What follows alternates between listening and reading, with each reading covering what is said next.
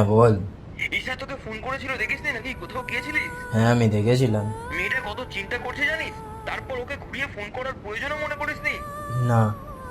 তো ওকে ফোনটা তো করবি একবার। আরে আমার ইচ্ছা করছে না ইয়ার, কেন তুই বারবার জোর করছিস? দেখ, ঈশা খুব ভালো মেয়ে। আরে আমি জানি ও খুব ভালো মেয়ে। তো ওকে একবার টাইম দিয়েই দেখ না একবার। আমি পারবো না ভাই। আরে একবার টাইম দিতে কি এসে যায়, একবার কথা তো বলে দে। তুই কি চাস বলতো?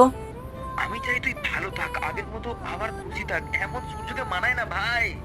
দেখ ভাই, ওর একটা ভালো লাইফ আছে, ওর একটা ভালো ফিউচার আছে, আমি কেন সেটাকে নষ্ট করতে আরে যাবো? তুই কোথায় নষ্ট করছিস? যে ছেড়ে গেছে তাকে ছেড়ে একটা নতুন লাইফ শুরু করছিস। না রে ভাই, কাউকে বলাটা এতটা সোজা না। আমি চাইলেও তাকে ভুলতে পারবো না, আর আমি চাই না আমার এই কারণের জন্য সে কষ্ট পাক। ও খুব ভালো মেয়ে রে ভাই। তাহলে এইভাবে নিজের লাইফটা নিজের হাতে শেষ করে দিবি ভাই? যেটা যেটা একটা সুন্দর লাইফ হতে পারতো। লাইফটাকে তো শেষ করিনি, শুধু নিজেকে একটু থামিয়ে দিয়েছি।